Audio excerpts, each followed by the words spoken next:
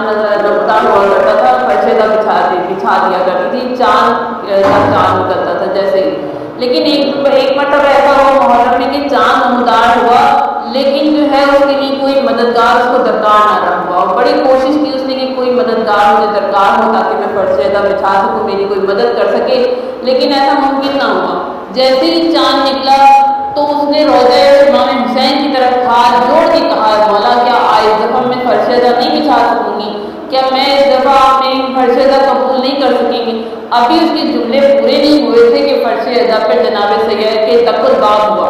ایک ضعیفہ نے دروازہ جیسے ہی کھولا تو ایک برقع پوش بی بی کھڑی ہوئی تھی، اور دونوں پڑھیے گا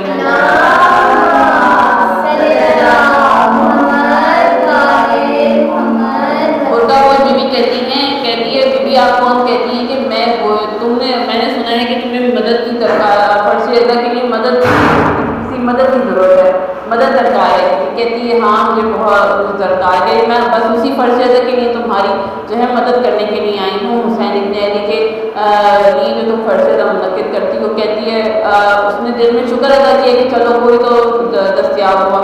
اب کیسے کیا ہوتا ہے مجلس ادا کا، وہ فرش ادا بھی بچھاتی ہے بی بی اس کے ساتھ، اور ایک ایک چیز کا جو ہے اس کے ساتھ بڑھ بڑھ کے اس کا ساتھ دیتی ہے۔ جب مجلس ہونا شروع ہوتی ہے، ایک ایک عورت جیسے آتی ہے تو اس کا استقبال کرتی، کہتی بی بی تیرا شکریہ مجلس ادا میں آئی۔ اور جیسے ہی مجلس ادا ختم ہوتا مجلس ہوتی ہے اور مجلس میں رکعت کا عجیب کیفیت ہوتی ہے، عجیب عالم ہوتا ہے کہ وہاں کی عورتیں دیکھ کے حیران ہوتی ہیں کہ یہ کون سی مسحور ہے جو یہاں پر آئی ہے اور اس علاقے سے بالکل مختلف ہے، اس کی رکعت کا اور اس کی گریہ کا بھی عجیب عالم ہے۔ اب جیسے ہی خواتین جانے لگتی ہیں، دروازے پہ کھڑی ہو جاتی ہے اور ہاتھ پکڑ کے ایک عورت کا شکریہ ادا کرتی ہے کہ بی بی تیرا شکریہ تو اس فرش ادا پر حسین کو رونے کے لیے۔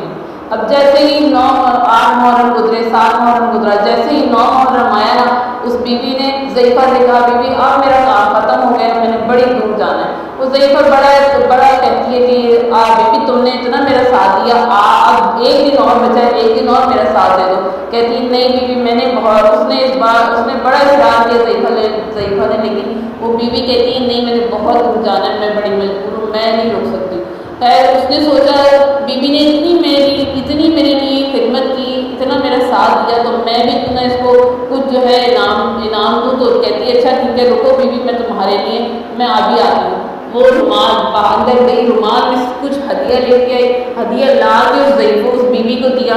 وہ ضعیفہ کہتی ہے بی بی تمہارا حصہ تم نے، میں تمہیں میرے ساتھ میری مدد کروائی۔ جیسے ہی وہ کہتی ہے نا میری بی بی رو کے کہتی ہے کہ حسین تیری خدمت کا حصہ تیری ماں کو اجر مل رہا ہے۔ وہ ضعیفہ کہتی ہے کہ بی بی تم ہو کون؟ کہتی ہے جس کی فرش ادا بچھا رہی ہے نا اسی کی میں ماں کو تیری مدد کرنے آئی ہوں۔ یعنی کوئی آئے نہ آئے اس فرش ادا پر جب ہم عقیدت کے ساتھ اور کسی امید اور آس کے ساتھ ہم یہاں پر فرش ادا بچھاتے ہیں نا تو میری بی بی ضرور آتی ہیں، چاہے ایک مومنہ ہو، چاہے 4 ہوں، چاہے مجمع پر کوئی ڈپینڈ نہیں کرتا۔ تو یہ فرش ادا وہ ہے جو حسین کی درسگاہ ہے۔ یہاں سے ہمیں چہاٹے معصومین نے جو ہے نہ صرف آل محمد وہ ہیں، بہت یہ ہیں جنہوں نے خدا کو پہچانوایا ہے۔ کس طرح پہچانوایا؟ کبھی دعاؤں کے ذریعے سے، کبھی کتاب قرآن کی تلاوت کر کے۔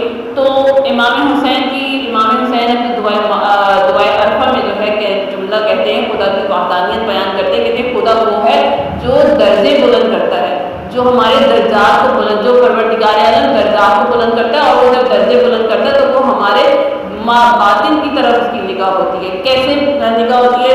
ایک روایت بیان کرتا ہوں، بات واضح ہو جائے گی کہ رسالت ماں خفی مرتبہ احمد مرتبہ محمد مصطفیٰ جو ہیں مسجد میں تشریف فرما تھے، تو ایک شخص آیا جو اس علاقے کا نہیں تھا، کسی اور علاقے سے آیا تھا، اور 300 اشرفیاں لا کے رسول خدا کے ہاتھ میں دی، پیغمبر اسلام کے ہاتھ میں دی، اور اس وقت 300 اشرفیاں بہت بڑی قیمت ہوا کرتی تھی۔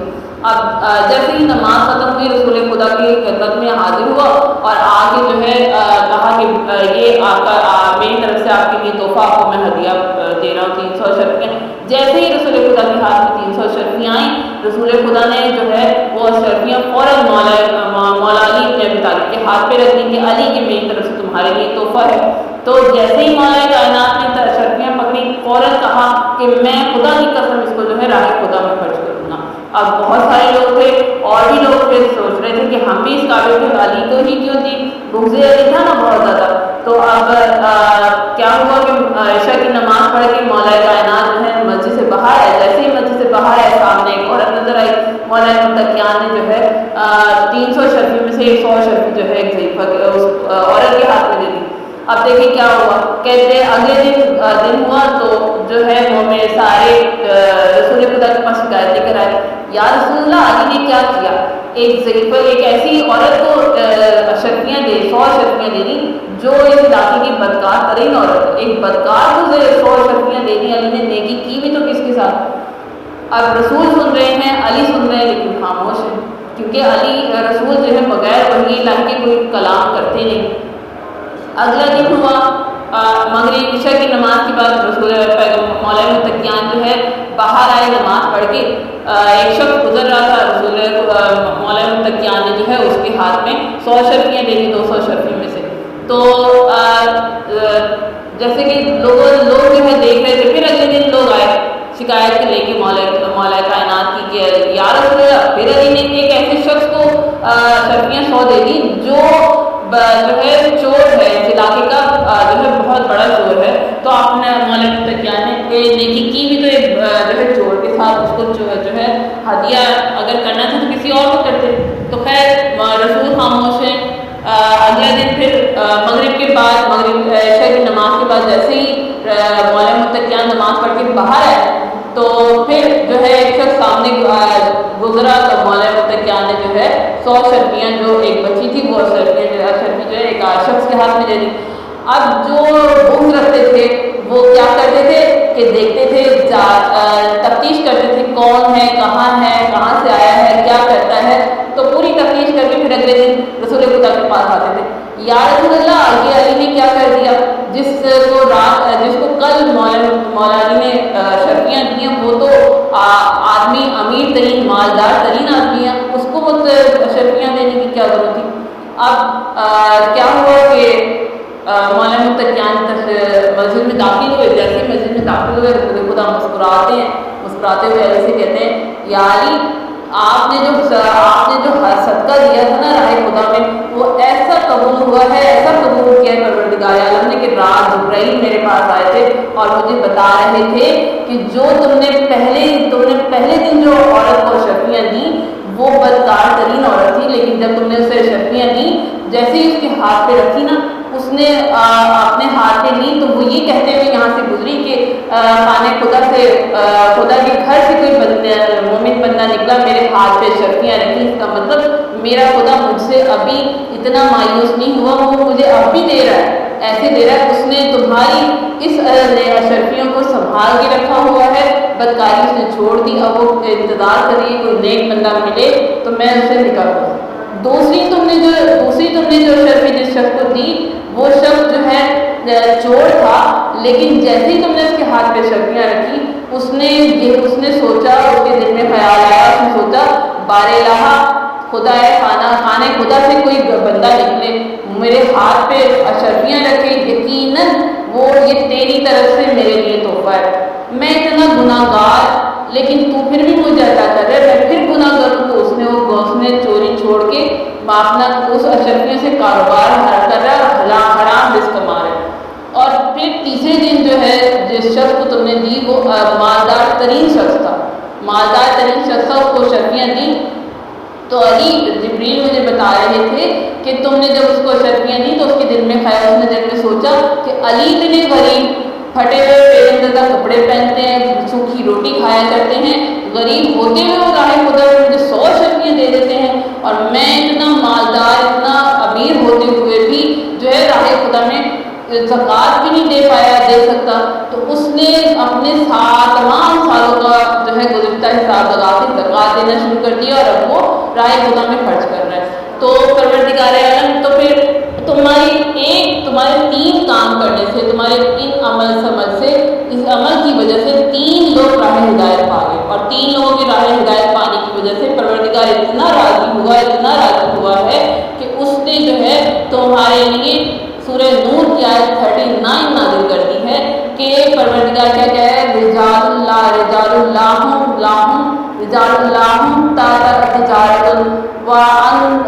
تجارت عن فی سبیل اللہ، یعنی کہ پروردگار کہہ رہے ہیں کہ لوگوں میں سے کچھ مرد ایسے ہیں، درود پڑھیے گا محمد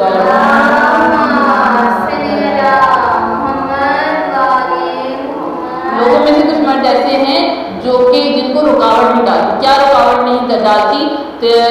تجارت اور خرید و فروخت ان کو رکاوٹ نہیں ڈالتی۔ کیوں رکاوٹ نہیں ڈالتی؟ کس چیز کو رکاوٹ رکاوٹ نہیں ڈالتی، ان کے لیے رکاوٹ نہیں ڈالتی، ان کو نماز کے لیے یعنی مال و دولت یا پیسہ جو ہے ان کی زندگی میں ان کو نہ نماز سے روک سکتا ہے، نہ ان کی جو ہے زکوٰۃ سے نہیں روک سکتا ہے، نہ ہی ان کو راہ خدا میں خرچ کرنے سے روک سکتا ہے۔ کیوں؟ کیونکہ جو ہے وہ اس دن سے ڈرتے ہیں جب سب کے دلوں کو دل منقلب ہو جائیں گے۔ تو یہ جو ہے شہادت معصومین اتنی بڑی فضیلت ہے ہمارے لیے۔ اور بس میں ایک واقعہ بیان کر کے جو ہے مسائل کی طرف جاؤں گی۔ جناب سکینہ کے حوالے سے جیسے کہ یہ بتایا کہ اچانک سے پروگرام بنا میں جس کا، تو اس حوالے سے میں ایک واقعہ بیان کروں گی اور اس کے بعد مسائل پہ جاؤں گی۔ جناب سکینہ کا یہ واقعہ ہے 2000 میں جو ہے یہ جو ہے جناب سکینہ کا حرم جب تعمیر کر رہے تھے، اس کو وسیع کرنا چاہ رہے تھے، تو جب وسیع کرنے لگے تو صحن وسیع کرنا تھا، تو اس کے درمیان میں جو ہے ایک یہودی کا گھر آ گیا تھا۔ جب ایک یہودی کا گھر درمیان میں تھا تو کہا اسے کہ بھائی تم جو ہے یہاں سے تبادلہ کر لو، چینج کر لو، تو ہم تمہیں اچھی رقم دیں گے۔ کہتا نہیں میں یہاں سے چینج نہیں کروں گا، اور یا پھر تمہیں ہم پیسے دے دیتے ہیں، تم یہاں سے کہیں اور تبدیلی شفٹ ہو جاؤ۔ نہیں میں نے یہاں سے شفٹ نہیں ہونا، اور یا پھر ہم تمہیں ڈبل پیسے دے دیتے ہیں۔ بہت اصرار کیا، اس نے نہیں مانا۔ بہرحال اس کی بیوی جو تھی پریگننٹ تھی، جیسے ہی وضع حمل آیا کا وقت آیا تو ہاسپٹل لے کے گیا۔ جب ہاسپٹل لے کے گیا تو ڈاکٹروں نے کہا کہ بھائی بہت پیچیدہ مسئلہ ہے اور جو ہے آپریشن ہوگا، لیکن دونوں میں سے کسی ایک کو بچنا پڑے گا، یا تو ماں بچ جائے گی یا بچہ بچ جائے گا، لیکن مرے گا ضرور کوئی۔ تو وہ کہتا ہے نہیں ایسا پاسبل نہیں، آپ ڈاکٹر ہیں، آپ کوشش کریں دونوں کو بچائیں۔ کہتا ہے ڈاکٹر وہ سائن ہی نہیں کرتا، وہ کہتا ہے ڈاکٹر کہتے ہیں آپ کہیں پر بھی لے جائیں، یہ تو حقیقت ہے، آپ کہیں پر بھی لے جائیں۔ ڈاکٹر یہی کہیں گے کہ یا تو ماں بچے گی یا بچہ بچے گا۔ بہرحال وہ بڑا پریشان ہوا، بجائے سائن کرنے کے وہ واپس گھر کی طرف آیا پریشانی کی حالت میں۔ اب جب گھر کی طرف جا رہا تھا تو راستے میں حرم سکینہ آتا تھا، تو حرم سکینہ کی طرف رک کر کے روتا ہوا کہتا ہے کہ بیوی میں نہیں جانتا تو کون ہے، لیکن میں اتنا جانتا ہوں دور دور سے جو تجھے لوگ دیکھنے کے لیے آتے ہیں، تجھ سے منتیں مانگتے ہیں، تجھ سے مرادیں مانگتے ہیں، تو ضرور خدا کے نزدیک تیرا کوئی عظیم درجہ ہے۔ میرا بچہ بچ جائے، میری بیوی بچ جائے، میں جو ہے یہ فرش ہے، میں جو ہے یہ گھر تیرے نام کر دوں گا، تیرے نام ہدیہ کر دوں گا۔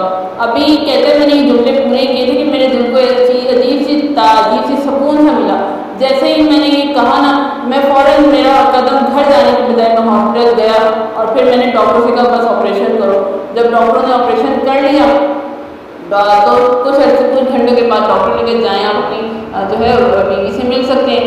جیسے ہی میں کمرے میں انٹر ہوا، میری بیوی جو ہے مجھے جب اس نے مجھے دیکھا تو چیخے مار کے رونے لگی۔ میں نے کہا بچ تم بھی گئی ہو، تمہارا بچہ بھی گئے، تو رو کس لیے رہی ہو؟ کہتی ہے میں رو یہ رہی ہوں کہ جب مجھے ڈاکٹر آپریشن کے لیے لے کے آ رہے تھے نا، اور مجھے پتا تھا، یقین تھا کہ میں بچوں گی یا میرا بچہ بچے گا، میری آنکھوں سے 2 آنسو نکلے ہیں۔ جیسے ہی میری آنکھوں سے آنسو نکلے، میں نے دیکھا میری آنکھیں بند ہوئی ہیں، میں نے دیکھا میرے پاس کوئی 3-4 سالہ بچی کھڑی ہوئی ہے، اور کہتی ہے کہ پریشان نہ ہو، تیری ضمانت میں نے دے رکھی ہے، نہ تیرا بچے کو کچھ ہوگا نہ تجھے کچھ ہوگا۔ میں رو کے کہتی ہوں تو ہے کون؟ کہتی ہے میں کوئی اور بچی نہیں، کوئی عام بچی نہیں، میں حسین ابن علی کی بیٹی ہوں۔ اور حسین کون حسین ہے؟ وہ جو فاطمہ کوثر کے بیٹے ہیں، میرا حسین جو ہے۔ اور حسین کے بیٹے کون جان سکتا ہے بیٹیوں کو کیسے رکھا جاتا ہے، بیٹیوں کے ناز کیسے اٹھائے جاتے ہیں؟ حسین نے اپنی بیٹی کے ناز اٹھائے ہیں، اور ایسے ناز اٹھائے ہیں کہ دنیا والوں کو بتا دیا کہ اس بچی کو اپنے لیے بیٹوں کے ساتھ بچیوں کی بھی دعائیں کیا کرو، کیونکہ بیٹیاں تمہارے جنازے کی رونق ہوا کرتی ہیں، بیٹیاں تمہارے جنازے کی وارث ہوا کرتی ہیں، بیٹیاں تمہارے دکھ درد کی ساتھی ہوا کرتی ہیں۔ تو حسین جناب سکینہ جو ہے رات کو حسین کے وہ جملے مجھے بڑے یاد آتے ہیں، جب روز عاشور حسین سکینہ کے بالوں میں انگلیاں پھیرتے جاتے ہیں اور کہتے جاتے ہیں سکینہ اگر بابا کا سر نہ ملے، بابا کا سینہ نہ ملے تو رونا نہیں، سکینہ اگر اندھیرا لگے تو گھبرانا نہیں، سکینہ اگر گھبراہٹ ہو، دل گھبرائے، کبھی ماں سے شکایت مت کرنا۔ بس آج وہی بیٹیاں پرسد ہیں جو اپنے بابا سے محبت کرتی ہیں، کیونکہ ناز اٹھانے والے جب تک زندہ ہوتے ہیں نا، بیٹیاں بڑی امیر ہوا کرتی ہیں، جب ناز اٹھانے والے چلے جاتے ہیں دنیا سے تو بیٹیاں بالکل پہاڑ کی طرح، چٹان کی طرح ہو جایا کرتی ہیں۔ جناب سکینہ رات کو जागती रहती थी, नींद नहीं आती थी, कहती थी बाबा मुझे बाबा का सर ला दे, मुझे बाबा का सर ला दो, मुझे बाबा के सीने पर सोना है। जैसे एक दफा जनाब सीने से जाने देखा कहीं रोते हुए, तो रो के कहती है जनाब सज्जाद, रो के कहते हैं जनाब जुमला मेरा ज़ाया ना कीजिएगा। जनाब सज्जाद ने जुमला कहा, जिन जिन के भाई होते हैं ना, बहनें वो बड़ी अमीर हुआ करती हैं, बहनों को भाइयों से बड़ी आस और उम्मीद होती है। जनाब सज्जाद ने जुमला कहा, सकीना जिनके बाप मर जाते हैं ना, उनके भाई उन्हें ना उठाया करते हैं। जनाब सकीना ने जनाब सज्जाद ने अपने कहा कि मेरे सीने पर हाथ, मेरे सीने पर सो दो। जनाब सज्जाद ने सीने से जंजीरें हटाई, सकीना का सर अपने सीने पर रखा। जैसे ही सकीना का सर सीने पर रखा ना, सकीना ने फौरन सर उठा लिया कि भैया तेरी तो जंजीरें बड़ी गर्म, भैया तेरे सीने से खून निकल रहा है, भैया तेरे सीने से खून बह रहा है। आज उस माँ को पुरसा दिया है जो कहती थी हुसैन से तो मेरा रिश्ता ही खत्म हो गया। जब हुसैन की लाश पर आई ना, तो वो कहती है मेरा हुसैन से रिश्ता खत्म हो गया, मेरा सैयदों से रिश्ता खत्म हो गया, मेरा अली असगर करबला में सो गया, मेरी सकीना शाम के जिंदान में सो गई। जैसे ही ये जो मसाइल है ना, सिर्फ यही कहना कि जिंदान में दफनाया था सकीना को, मसाइल के लिए रोने के लिए सिर्फ यही जुमला काफ़ी है।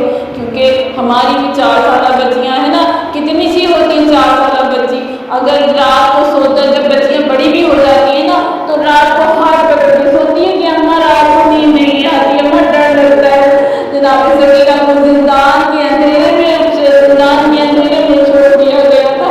और जिंदान रिवायतें बयान करती हैं कि जिंदान कैसा था कि वहाँ पर कोई रोशनदान नहीं था, वहाँ पर कोई खिड़की नहीं थी, वहाँ पर कोई चराग नहीं था, सिर्फ एक दरवाजे के नीचे छोटी सी झरी थी, उसके नीचे से रोशनी आती थी। पता चलता था दिन हो गया, पता चलता था रात हो गई। जब सकीना की आवाज़ नहीं आई न रोने की, सैयद सज्जाद ने जिंदान को बुलाया और कहा, जिंदान से कहा दरवाजा खोल। जैसे दरवाजा खोला ना, देखा सकीना उसी झरी के नीचे लबों को रखे हुए बेहोशी के आलम में पड़ी है। जनाब सैयद सज्जाद ने गोद में उठाया, माँ की आवाज़ को लागू किया और